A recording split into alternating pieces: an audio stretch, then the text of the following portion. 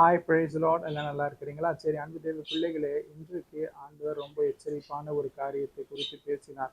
சிலர் சொல்றீங்க, நான் நல்லா வளர்ந்து வந்தேன் பிரதர், வளர்ந்து வரும்போதே எனக்கு விரோதமாய் ஆட்கள் வந்து கிரியை செய்து இப்போ வளர்ச்சி எல்லாம் அப்படியே தடைப்பட்டு நாளுக்கு நாள் ஒரு சரிவு உண்டாயிடுச்சு பிரதர். இது மற்றவங்க வந்து எனக்கு கண்ணு போட்டுட்டாங்க, மற்றவங்க வந்து எங்களுக்கு விரோதமாய் சதி செஞ்சுட்டாங்கன்னு. அது கிடையாது விஷயம். ஆண்டவர் இன்று தரிசனத்திலே அப்படிப்பட்டவர்களோடு தெளிவாய் இடைப்படும்படிக்கு எனக்கு வெளிப்படுத்தி காண்பித்த காரியம் என்னவென்றால், உங்களுடைய அசுத்தம், உங்களுடைய துணிகரமே அவ்விதமாய் காரியத்தை, உங்களுடைய முயற்சியை வீணாய் வீணாய் தடைப்பட வைத்து அவைகள் இன்றைக்கு நாளுக்கு நாள் ஒரு சரிவை உங்களுக்கு ஏற்படுத்தி இருக்கிறது.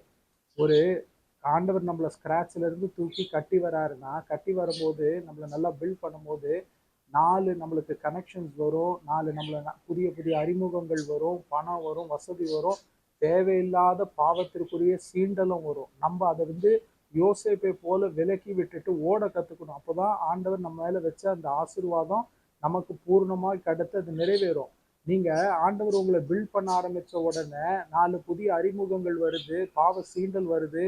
சரி, நான் தான் இப்ப நல்லா வளர ஆரம்பிச்சுட்டேன்னு சொல்லிட்டு அந்த பாவத்திற்கு விட்டு கொடுத்தீங்கன்னா, முன்பே இருந்த நிலையை காட்டிலும் மோசமாகிவிடும். ஆண்டவர் எனக்கு தரிசனத்தில் தெளிவா ஏசாயா 52:2 காண்பித்தார்.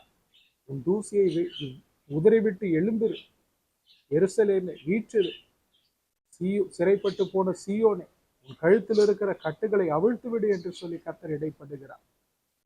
தூசியை உதறிவிட்டு எழுந்திரு என்று சொல்லுகிறார். எருசலேமை வீற்றிரு, சிறைப்பட்டு போன சீயோனா உன் கழுத்தில் இருக்கிற கட்டுகளை அவிழ்த்து விடு என்று கர்த்தர் சொல்லுகிறார்.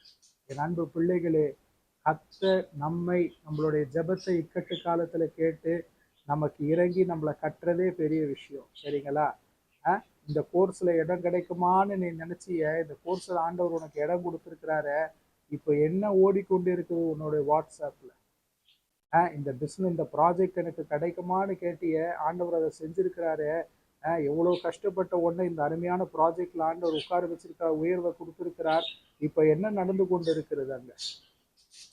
இந்த பிசினஸ் எனக்கு அமையுமா, இந்த உயர்வு எனக்கு கிடைக்குமா என்று நினைச்சிய, ஆண்டவர் இதை உனக்கு கொடுத்திருக்கிறார் இந்த மேன்மையை. இப்ப என்ன நடந்து கொண்டு இருக்கிறது உன் இருதயத்துல? நீ யாரோடு சம்பாஷித்து கொண்டு இருக்கிறாய்?